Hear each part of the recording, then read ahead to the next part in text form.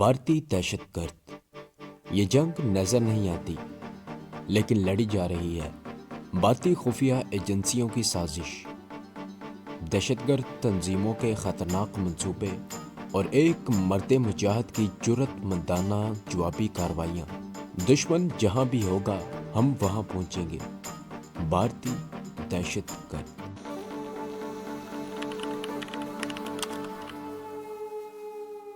यहाँ से मुझे दरवाजे का निचला आधा हिस्सा नजर आ रहा था। माधवी ने दरवाजा खोल दिया। बाहर से कोई आदमी अंदर दाखिल हुआ। उसके बारी स्याह फौजी अंदाज के बूट, टांगों पर चढ़ी हुई खाकी जुराबें और निकर का कुछ हिस्सा नजर आ रहा था। उस आदमी ने कहा, मैडम अभी इधर काम करेगा या स्टोर में जाएगा? ये कोई गार्ड था। उसकी वहाँ रात को पहरा देने की ड्यूटी थी। माधवी ने बड़े पुरस्कून लहजे में बेनियाजी से कहा, अभी थोड़ी देर को ऑफिस में काम करेगा, फिर स्टोर में चेकिंग के वास्ते जाएगा, तुम गेट पर ड्यूटी पर जाएगा। Yes madam. और उस आदमी की टांगे पीछे को घूमकर दरवाजे से बाहर निकल गईं। मैं मेज के नीचे ही छुपा रहा। माधवी ने दरवाजा बंद कर दिया मगर चिटकनी ना लगाई। मेज के पास आकर उसने मुझे बाहर निकल आने का इशारा किया। मैं उठकर कुर्सी पर बैठ गया। उसने कुछ फाइलें खोलकर अपने सामने रख ली और कुर्सी पर बैठते हुए कहने लगी, तुम इस कुर्सी पर से उठकर अलमारी के साथ वाली कुर्सी पर जाकर बैठ जाओ। अलमारी की ओट में एक कुर्सी पड़ी थी। मैं उस पर जाकर बैठ गया। उसने फाइल पर नजरें जमाई हुई थी। कहने लगी, सप्लाई वाली रात को मैं यहाँ रात की ड्यूटी पर होती हूँ। यहाँ कोई नहीं आता। जेल के सारे दफ्तर बंद होते हैं, फिर भी एहतियात जरूरी है। ये चौकीदार अंदर किसी वक्त भी आकर झांक सकता है, इसलिए मैंने तुम्हें अलमारी की ओट में बैठाया है। मैंने कहा, लेकिन हमें कितनी देर तक यहाँ बैठे रहना होगा? माधवी ने अपनी कलाई वाली घड़ी देखी और बोली, अभी 8 बजने में 10 मिनट बाकी हैं। ठीक 8:30 बजे जेल के कैदियों में खाना तकसीम होता है। यहाँ कैदियों को खाना सलाखों के अंदर ही खिलाया जाता है। उस वक्त मैं थोड़ी देर के लिए जाऊंगी, वापिस आकर बताऊंगी कि तुम्हें आगे क्या करना होगा। मैं अलमारी की ओट में कुर्सी पर खामोश बैठा रहा। माधवी धीमी आवाज में किसी वक्त मुझसे कोई बात कर लेती थी। ठीक 8:30 बजे वो कुर्सी छोड़कर उठी और उसने मेरी तरफ देखकर कहा, मैं जाती हूँ, जल्दी वापस आ जाऊंगी। मैं कमरे को बाहर से ताला लगाकर जाऊंगी, तुम खामोश बैठे रहना। खांसी भी आए तो रोक लेना, क्योंकि बाहर सिक्योरिटी गार्ड टहलता रहता है। उसके जाने के बाद मैं अपनी जगह पर चुपचाप बैठा रहा। दीवार पर क्लॉक लगा हुआ था। मैं थोड़ी देर बाद क्लॉक को देख लेता था। आधे घंटे बाद माधवी वापस आई। दरवाजा बंद करके वो अलमारी के करीब आकर कहने लगी, ये लो, इसे अपनी कमीज पर सामने की तरफ लगा लो। उसने पर्स में से एक शनाख्ती कार्ड निकाल कर मुझे दिया। उसके साथ बक्सुआ लगा हुआ था। उस पर अंग्रेजी और तेलुगु जुबान में किसी आदमी का नाम लिखा हुआ था और मोहर भी लगी थी। कहने लगी, ये जेल के एक ऐसे किचन मेट का ID कार्ड है जो 1 माह की छुट्टी पर गया हुआ है। मैंने अपनी कमीज के सामने की तरफ ID कार्ड चिपकाते हुए कहा, लेकिन किचन के लोग मेरे अजनबी चेहरे को देखकर जरूर पूछेंगे कि मैं कौन हूँ और मैंने उस शख्स का ID कार्ड कहाँ से लिया है जो 1 माह की छुट्टी पर गया हुआ है। माधवी पर्स को बंद कर रही थी। कहने लगी, तुम किचन की तरफ नहीं जाओगे, मैं बताती हूँ तुम्हें कहाँ जाना होगा। सुनो, मैं अभी स्टोर में सप्लाई की चेकिंग के लिए जाऊंगी। वहाँ मुझे 1-1.5 घंटा लग जाएगा। इस दौरान कैदियों को खाना दे दिया गया होगा। उनकी रात की आखिरी गिनती भी हो चुकी होगी। रात को ठीक 11 बजे कैदियों की बारकों और कोठरियों की रोशनी बंद कर दी जाती है। सिर्फ कोठरियों के सामने वाली बत्तियां जलती रहती हैं। मैं अब तुम्हारे पास वापस नहीं आऊंगी। दीवार पर क्लॉक लगा हुआ है। उस क्लॉक पर जब ठीक रात के 11:15 बज जाएं, तो तुम इस कमरे की बत्ती बुझा देना, पंखा भी बंद कर देना और बड़ी एहतियात से कमरे में से निकलकर बाएं जानिब कॉरिडोर में चलते जाना। 20 कदम चलने के बाद एक दरवाजा आएगा। अगर आप इससे रिलेटेड मज़ीद वीडियोस देखना चाहते हैं तो हमारे चैनल को सब्सक्राइब करें और बेल आइकन को दबाकर ऑल नोटिफिकेशन ऑन कर लें ताकि हमारी तमाम आने वाली वीडियोस आप तक बआसानी पहुंच सके। दरवाजा मैंने पहले से खुला रखा होगा। उस दरवाजे में से गुजरकर तुम आगे जाओगे तो तुम्हें एक नीम रोशन बरामदा मिलेगा। उसके एक जानिब ऊंची दीवार होगी, दूसरी जानिब छोटी छोटी 5 कोठरियां होंगी। बरामदे के पहले दरवाजे पर और आखिरी दरवाजे पर 2 संगतरी पहरा दे रहे होंगे।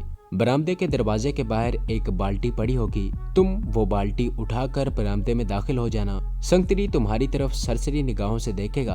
पहली कोठरी में जो कैदी बंद होगा उसके बर्तन दरवाजे की सलाखों के बाहर पड़े होंगे। तुम उनको उठाकर बाल्टी में रख लोगे। उसके बाद 2 कोठरियां खाली होंगी। चौथी कोठरी के खाली बर्तन भी दरवाजे की सलाखों के बाहर पड़े होंगे। उस कोठरी में तुम्हारा कैप्टन जमशेद कैद है। दरवाजे पर जो ताला लगा हुआ है उसकी चाबी दूसरे दरवाजे वाले संगतरी के बेल्ट में लगी होगी। यहाँ जो कुछ करना होगा वो सिर्फ तुम ही को करना होगा। अगर तुमने दोनों संगतरियों पर काबू पा लिया और उनको इस तरह काबू किया कि वो कोई आवाज ना निकाल सके और दीवार के साथ लगे अलार्म का बटन न दबा सके, तो तुम दूसरे संगतरी की बेल्ट से चाबी निकालकर कोठरी का दरवाजा खोलोगे और कैप्टन जमशेद को निकालकर दूसरे दरवाजे से बरामदे से बाहर निकलते ही दाएं जानिब मुड़ जाओगे। ये कोठरी का अकबी हिस्सा होगा। वहाँ एक पुराना ट्रक खड़ा है। उस ट्रक के एक जानिब मेन होल है। उस मेन होल में से जेल का सारा पानी एक सुरंग में से होकर समंदर में गिरता है। तुम दोनों उस सुरंग में से होकर जेल की चारदीवारी से बाहर निकल जाओगे। बाहर समंदर में छोटी बड़ी चट्टानें नजर आएंगी। उनमें से एक सबसे ऊंची चट्टान है। उस ऊंची चट्टान के अकब में एक जगह जमीन पर पत्थर की सिल मिलेगी। उस पर मैंने दरख्तों की टहनियां काट कर डाल रखी हैं। पत्थर की सिल को हटाओगे तो नीचे एक सुरंग मिलेगी। बस तुम दोनों उस सुरंग में छुप जाओगे और मेरा इंतजार करोगे। खबरदार, जब तक मैं न आऊं हरगिज वहां से बाहर मत निकलना। अब मैं सप्लाई का सामान चेक करने स्टोर में जाती हूँ। तुम्हें ठीक 11:15 बजे अपने मिशन पर निकल पड़ना है। माधवी ये कहकर चली गई। मैं चीफ वार्डन के कमरे में अलमारी की ओट में होकर बैठ गया। जब दीवार पर लगे हुए क्लॉक ने रात के ठीक 11:15 बजाए तो मैंने अल्लाह को याद किया और पहले कमरे में चलता हुआ पंखा ऑफ कर दिया। फिर कमरे की बत्ती बुझा दी और दरवाजा खोलकर बाहर निकल गया और कॉरिडोर में बाएं तरफ दबे पांव चलने लगा। 20 कदम चलने के बाद एक दरवाजा आ गया। दरवाजा खुला था। दरवाजे में से निकलकर देखा तो आगे एक नीम रोशन बरामदा नजर आया। मैंने रुककर गौर से देखा। बरामदे की एक जानिब ऊंची दीवार थी, दूसरी जानिब कोठरियां थी। उन कोठरियों के वस्त में एक खंबे के साथ बल्ब जल रहा था। उसकी रोशनी धीमी थी और मुझे कोठरी की सलाखें नजर आ रही थी। बरामदे के शुरू में ही एक बाल्टी पड़ी थी। मैंने बाल्टी उठा ली। एक संगतरी पहली कोठरी के आगे टहलकर पहरा दे रहा था। उसने बंदूक कंधे पर लटका रखी थी। मैंने बरामदे के आखिर में निगाह डाली। वो चौथी कोठरी थी। हमारा बहादुर पाकिस्तानी जांबाज उसी कोठरी में कैद था। उस कोठरी के आगे एक संगतरी स्टूल पर बैठा हुआ था। मुझे उन दोनों संगतरियों पर काबू पाना था। मैं उन्हें सिर्फ कुछ देर के लिए बेहोश करना चाहता था, मगर सूरत हाल इतनी नाजुक थी कि वो मेरे हाथों मार भी सकते थे। मेरी नीयत उन्हें मारने की नहीं थी। सबसे पहले मुझे पहली कोठरी के आगे से जो संगतरी टहल रहा था उसे काबू करना था। मैंने बाल्टी एक तरफ अंधेरे में रख दी और खुद भी दीवार की ओट में हो गया। संतरी को अपनी तरफ मतवज्जा करने का सिर्फ एक ही तरीका था कि मैं उससे कोई बात करूं। मैंने बाल्टी उठा ली और वहीं से संतरी को आवाज दी, साहब इधर सांप है। संतरी ने मुझे बाल्टी हाथ में लिए खड़े देखा तो समझ गया कि किचन का मुलाजिम कैदियों के बर्तन इकट्ठे करके ले जाने आया हूँ। वो बरामदे में से उतरकर मेरी तरफ बढ़ा। उसने तेलुगु जुबान में मुझसे कुछ कहा। मेरी समझ में कुछ न आया। मैंने एक तरफ अंधेरे में इशारा करके कहा, साहब स्नेक है, स्नेक कोबरा। संतरी ने बंदूक सीधी कर ली और झुककर अंधेरे में देखने लगा। मैंने बाल्टी जमीन पर रख दी और उसके पहलू में आकर पूरी ताकत से अपना बाजू उसकी गर्दन के पीछे मारा। उस खास दाव की हमें खास तौर पर ट्रेनिंग दी गई थी। गर्दन के वस्त में हाथ की भरपूर जरब से गर्दन की हड्डी टूट जाती थी। मैंने अपनी तरफ से एक बात का बड़ा ख्याल रखा था कि जरब सिर्फ इतनी हो कि संतरी बेहोश हो जाए, लेकिन जब संतरी मुंह के बल गिरा तो मैंने उसके कान के नीचे उल्टा हाथ रख कर देखा कि उसके दिल की धड़कन बंद हो चुकी थी। संतरी के गिरने से जरा शोर बुलंद हुआ। उस शोर को सुनकर बरामदे के दूसरे सिरे पर चौथी कोठरी के बाहर जो संतरी स्टूल पर बैठा था वो उठ खड़ा हुआ।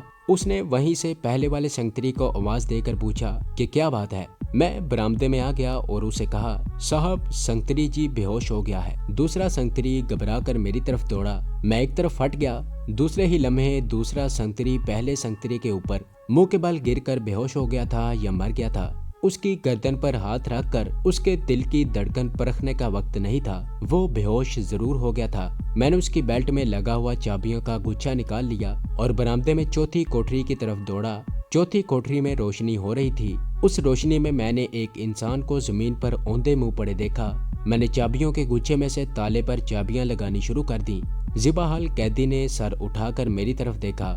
मैंने इशारे से उसे खामोश रहने को कहा और जल्दी जल्दी चाबियां लगाने लगा।